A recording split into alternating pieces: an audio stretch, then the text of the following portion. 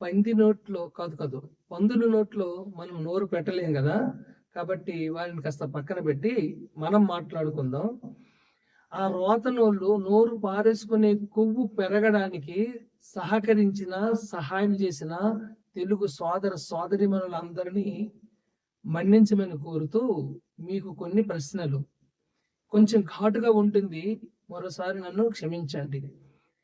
సీతమ్మ తల్లిపై చవాకులు కూసిన కుక్క మూతి పిద్దెలు మీకు గొప్పవారా?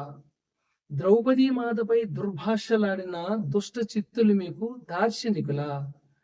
గరికెపాటి నారసింహుని ఘనత నార్వలేక గతము మరిచిన గుంట నక్కల వారు. శివాజీ మాటల్లో సభ్యత సంస్కారాన్ని వదిలేసి కారు కోతలు కూసిన కీచుకలు వారు కాదా?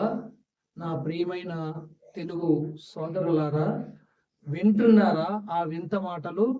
చూస్తున్నారా ఆ సోజ్యపు పోకడలు? ఆలోచిస్తున్నారా వాస్తవాలు?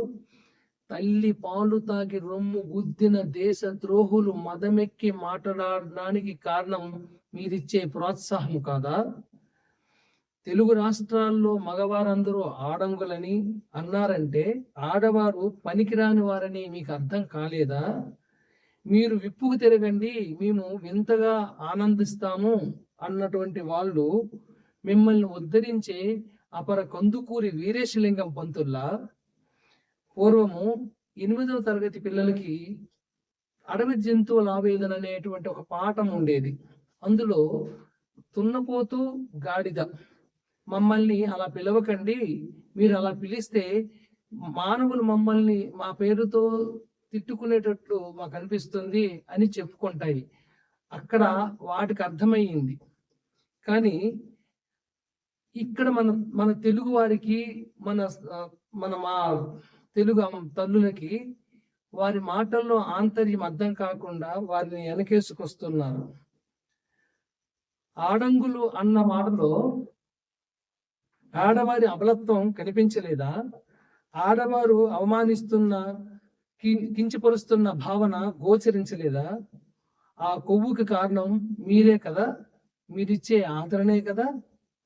నేను ఒకప్పుడు ఎంతలా గర్వపడ్డానంటే, హర్షసాయి పలకనామా ప్యాలెస్లో పేదవారికి భోజనం పెట్టించేటప్పుడు ప్రపంచ దేశాల్లో తెలుగు పలుకులు ప్రచారమవుతున్నప్పుడు శభాస్ తెలుగోడని ఒక్కసారి భుజం తట్టుకున్నా.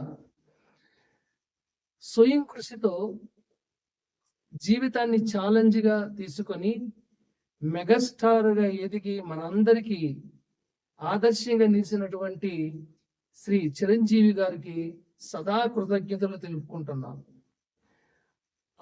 ఆంధ్రప్రదేశ్ అతలాకుతలంగా ఉన్నటువంటి పరిస్థితుల్లో ధర్మపాలనకు సహకరిస్తున్నటువంటి, దానికోసం ఎంతో తన యొక్క ఆదాయాన్ని, తనకున్నటువంటి అవకాశాలను త్యాగం చేసి ధర్మపాలనకు సహకారం అందిస్తున్న ఉప ముఖ్యమంత్రి వర్యులు శ్రీ కొణిదెల పవన్ కళ్యాణ్ గారికి పాదాలకు నా శిరస్సు ఉంచి నమస్కారాలు తెలియజేసుకుంటున్నాను.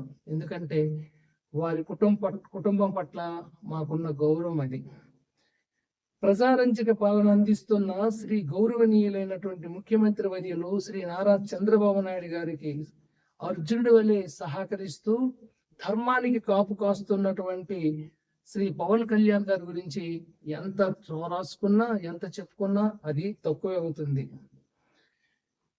మనల్ని చూసి ఇతరులు గర్వపడితే అది విశిష్టమైన జీవితము, ఆదర్శవంతమైన జీవితం. మనల్ని చూసి మనమే గర్వపడితే ఆ గర్వము మదంగా మారి నెత్తికెక్కితే, ఆ పొగరు తలకెక్కి ఆ పందినోళ్ళు రోతను పుట్టిస్తుంటే ఆ కొవ్వు కలిగించండి, గొంతెత్తి ప్రశ్నించండి. మీ చూపుడు వేళ్లను తెరచి ఆ గొంతులను మీ చరవాణిలో నొక్కి పడేయండి. ధర్మో అహింసో పరమో ధర్మ, ధర్మహింస తదైవ చ, ధర్మో రక్షతి రక్షిత. భారత మాతకి జై.